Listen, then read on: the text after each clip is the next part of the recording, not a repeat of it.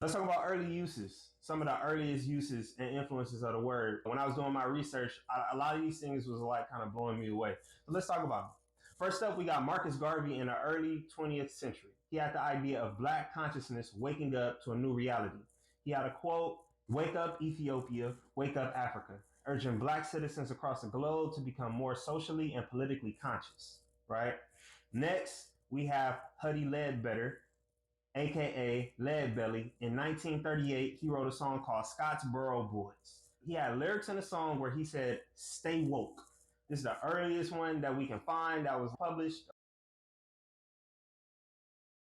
Basically, he wanted black Americans to stay vigilant against racially motivated threats and potential dangers of white America. He made a song about some black boys who were wrongfully accused of raping a white woman based on just seeing them with her. They served 6 years. In the song, he told black Americans to watch out in Alabama. I'm just popping in on some post video edits.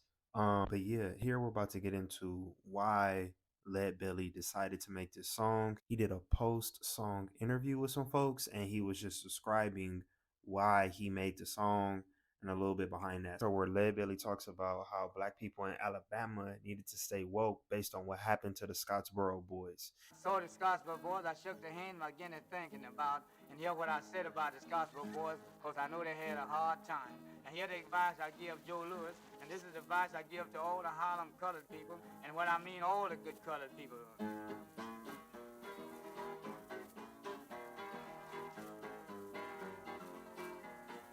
ahead and beat it out.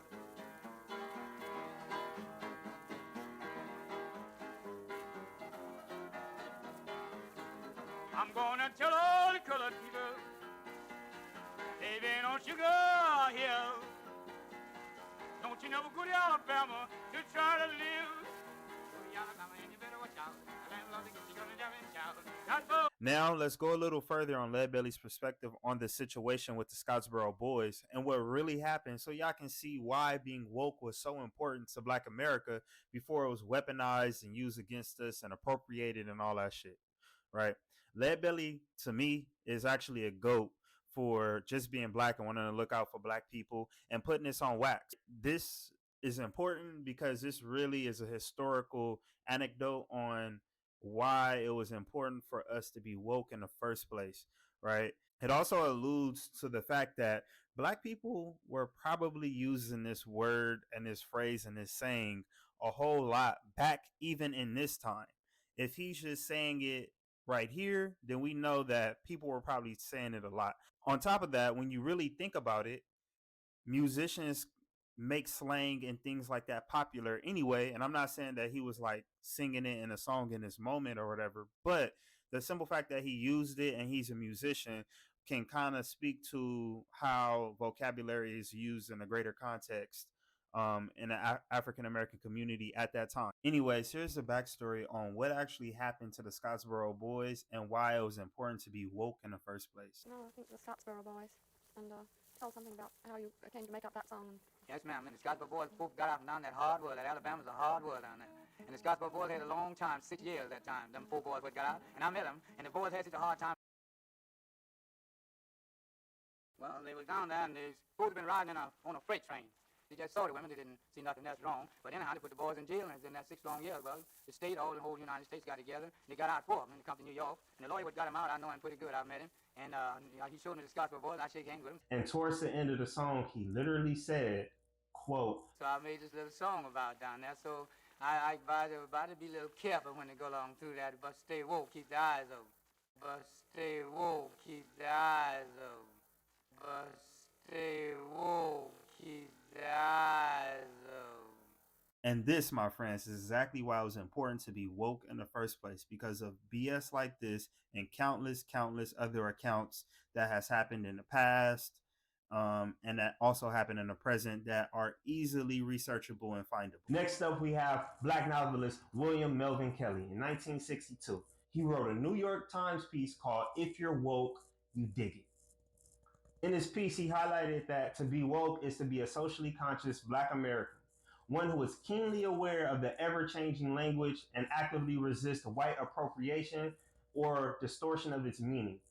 And that's crazy because, again, we can see a lot of these things happening now. When we look at what's going on in the political landscape and in the cultural landscape of just generalized America, we can see the same exact thing happening. In this article, he alludes to the African American vernacular on the beatnik culture, which was sort of a rebellious culture in America, in which he states, quote, they would certainly explain that their language is a borrowed one. If it belongs to anyone, it is the language of the people who live in that area of New York, referred to in, quote, no strings as, quote, uptown, way uptown, or on Chicago's South Side, or any place where two Negroes pass the time of day. This indicates that some of the origins of the beatnik language originated in a black community back in the day, and this also further indicates the white appropriation of black vernacular, in which I'll get into later in this video. But it's also like kind of like the overwhelming theme of this video in itself, and how black vernacular gets appropriated and then it gets weaponized, right, against black people. Further in this article, he examines the appropriation of black slang and how sacred the sayings and vernacular we created were to us at the times, right? He stated that the only time the Negro can forget that he is a Negro is when he is with other Negroes, right? Which kind of goes strongly against the colorblind theory. I get some people say that we're in different times, but kind of, sort of, not really. He also states that the origins of these constant modifications and applications are hazy. Some say it starts with the musicians, others that it starts with the teenagers. What's crazy is that we kind of got into that with Leadbelly, right? I kind of mentioned that a little bit earlier with Leadbelly, as he says, "Stay woke on wax." I mean, he might not have been like in song, but he said the phrase "stay woke on wax" in 1938, right? So yeah, it just tells you about the times. And then this article is titled "If You Woke, You Dig It," right? Just a further, examination and also another anecdote of the term being used. I mean, if it's in the title, I can only imagine how that was something that was being used regularly, because this entire piece is on the appropriation of black vernacular in white subcultures, in which it directly has fragments and basically prophetic illustrations of what would happen to the very word used in the title, as those illustrations are actually illustrating the past and the present implications of black vernacular, which is crazy. It's like it literally predicted the fact that black vernacular was going to be appropriated by, white subcultures, basically, right? Which is crazy. This is really crazy. His 1962 piece speaks to the deep connection between being woke and its current political implications, while also illustrating the inherent link to black language, culture, and knowledge of social issues. Interestingly enough, the fact that this is one of the earliest known introductions of woke to the mainstream discusses white American appropriation of black vernacular, basically foreshadows the word's own destiny, which is wild, right? Next, fast forward to 2008, we see Erykah Badu's role in the term's resurgence. She made it hot again. And she talked about this on the news station. I believe it was CBS or MSNBC. I think it was MSNBC. I'll pull up a clip for it. This album cover, we're looking at New America Part 1, Fourth World War. I wrote that album off of the heels of watching a documentary called Fourth World War, which was about occupation all over the planet. Occupation is when the government comes in and takes some land for one reason or another that does not belong to them or to anyone, but it's land that indigenous people built and lived on. My album, New America Part 1, it was a social political kind of thing, because New America Part 1 was me standing on an apex or standing at the top of something, observing everything. There are no solutions in this album. It's just what I've observed. There's a song on this particular album called Master Teacher. And in that song, Master Teacher, the chorus is I Stay Woke. The chorus is I Stay Woke. So Stay Woke was introduced to the world by way of this album, New America Part 1. We made something for you, Eric. It's just like a minute. Okay. But we track how it spread, and then how some on the right are sort of hijacking or attacking it or giving it a different definition. Sure. So I want to play this for you since you bring it up, and then we can talk about it. All right. Even though you go through struggle inside to keep a healthy life, stay woke. Everybody knows a black or white, there's creatures in every shape and size. Stay woke. Stay woke. It's just urging folks to pay attention, to be alert. Stay woke. Wow. I want my culture to stay woke, but I want the other cultures that's supporting us to stay woke. Woke fascism that will destroy our nation. We will never, ever surrender to the woke mob. Florida is where woke goes to die. I think they mean black. Yeah. Mm-hmm. It's just another way to say thug or something else, right? I actually agree with Erykah Badu, to be honest. I mean, they just use the term to conflate everything that they dislike and disagree with into one thing, to where everyone who actually disagrees with that thing could then attack everything under that little umbrella of like woke, which is basically the idea of this white wokeness, right? Because white wokeness and black wokeness is two different things, in which I'll get into later in this video, right? But yeah, I wholeheartedly agree with her. Majority of any demonization of the term woke was typically used to describe black people without necessarily saying it, right? The craziest part to me is that they even have black people, right? Actual black people who are a part of the black culture who probably use this word in the past, confused on what it actually means, right? But also there are some who still do understand what it means. So yeah, I definitely just want to add that commentary in right here. And let's get back to the video. The release of the song prompted a resurgence of the use of "I Stay Woke" and "woke" among black social media users discussing current events, often reflecting back to its original political meaning. Then we fast forward a little later to 2014, to the killing of Mike Brown by a police officer, and we have the hashtag Stay Woke. Protesters popularized the Stay Woke hashtag online through street signs and merchandise. This critical moment of social awakening emphasized the need to be aware of the systemic injustice inherent to American justice system, where police was basically killing unarmed black people and getting away with it because they felt threatened, which is crazy. If you take on that job, the training should come with having enough courage and awareness to understand that, like, if somebody's not armed, you don't need to use deadly force, and you should be able to handle yourself, right? But that's just how I look at it. Like, you should feel like you can handle yourself without using a gun if a person is unarmed. As a result, the term woke became overtly political, carrying a message of heightened awareness and alertness. At that time, it showed a necessity to be woke due to historical and current oppression. If you ask me, historical, unrepaired American social and economic oppression is the reason why black people had to become woke in the first place. They had to assert themselves in the nation as full, whole human beings that also needed to stay aware of their current plight and history in a nation that targets and downplays them.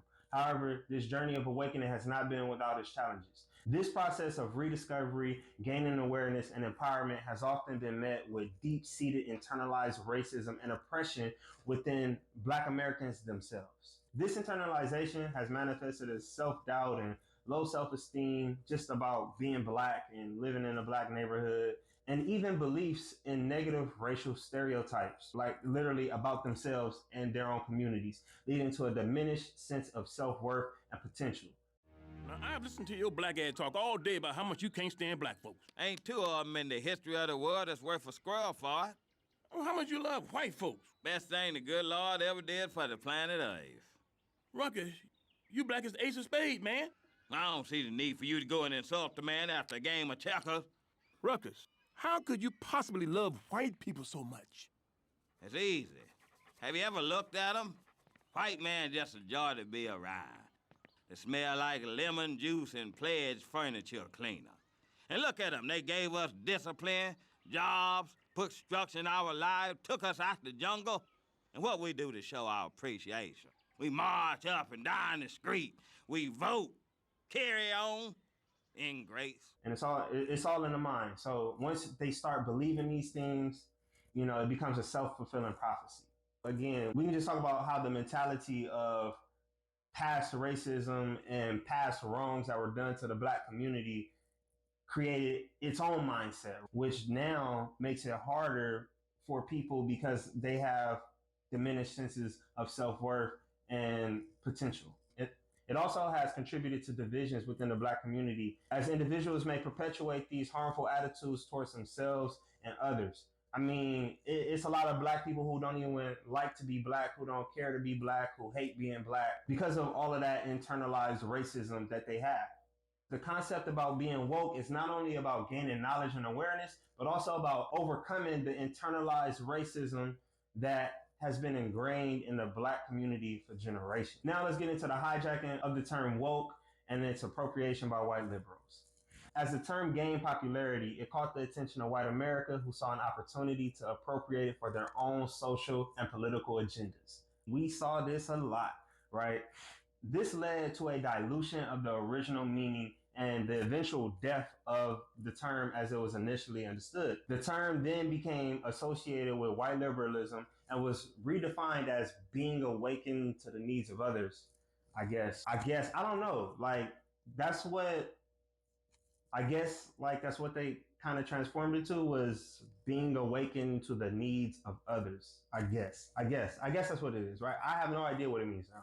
But that's the closest that I can kind of figure it out to be. While this change may seem positive on the surface because it attempts to convey empathy, it ultimately stripped the term of its original cultural significance and roots within the Black community.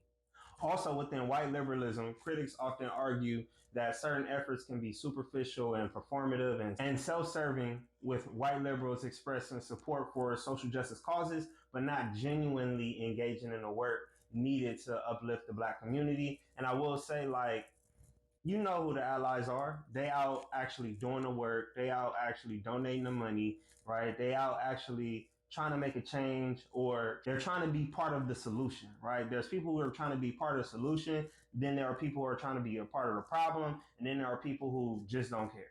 And, you know, it's all about how you view it, because the people who are a part of the problem might view it as they're being a part of the solution, but in reality, they're not. And then even, you know, vice versa.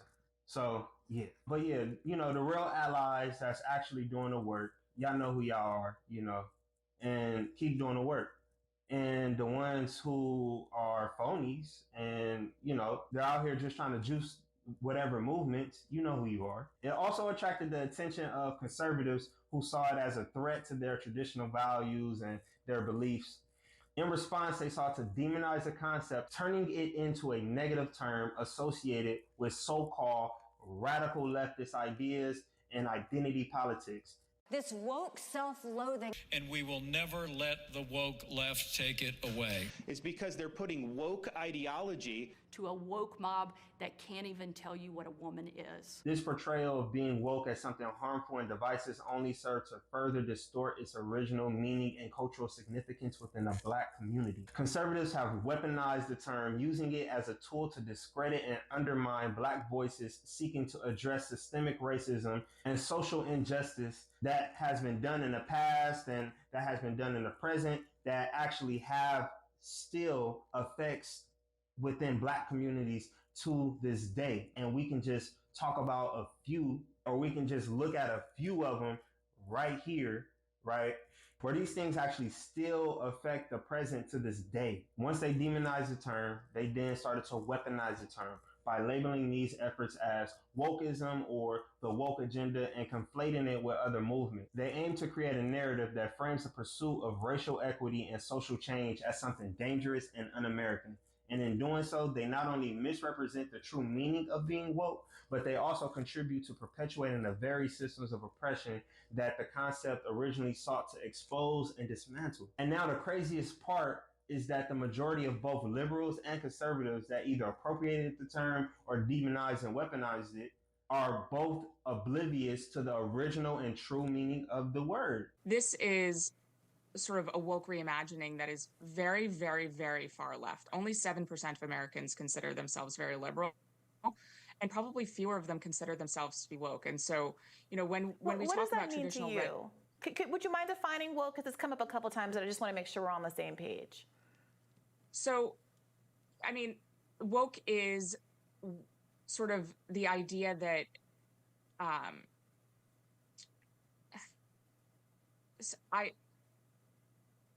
This is going to be one of those moments that goes viral. I mean, woke is something that's very hard to define, and we've spent an entire chapter defining it.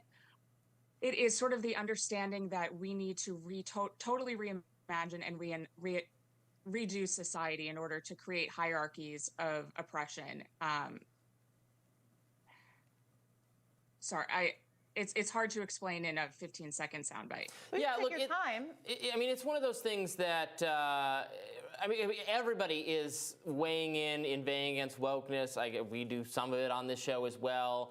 It's definitely something, you know what it is when you see it, but is it wrong? It is. Will you define wokeness then? I would say it's the tendency to punish people formally or often informally for expressing ideas using language specifically that is very new, that no one would have objected to like 5 seconds ago. So it's easier to come up with examples like, punishing people for using the wrong pronouns or identifying. What's even crazier is that you have all these politicians and people making whole statements and creating laws and creating whole ass books on wokeism like Vivek and John McWhorter, and have no idea what it truly meant and what it stood for. And what's crazy is that there are even some black people who are making these statements, laws, and books. And all that tells us is that they've never really spent time around the people that they are condemning, or that they even have an understanding of what the word actually meant. And if you're from a black community, it's a very high probability that you've heard the word woke being used in a completely different way than what they switched it around to now. And then we have this other debate on critical race theory and anti-racism, conflating that with the term woke. This misappropriation also played a role in the ongoing debates around critical race theory, which also known as CRT, and the theory of anti-racism. CRT is an academic framework that examines how racism is embedded in the fabric of American society. While CRT is rooted in American history and the experiences of Black Americans, many white people conflate it with the theory of anti-racism and perceive it as a threat to their own comfort and their American identity. It's important to recognize that CRT is an essential part of American history that should be taught, as it directly impacts a significant portion of the American population, and also helps us understand the roots of the racial inequality and inequities that we see in society today. Now, let's talk about Black wokeism versus white wokeism. There's an evident difference between the original Black understanding of being woke, as I've mentioned a lot, and the white appropriation of it.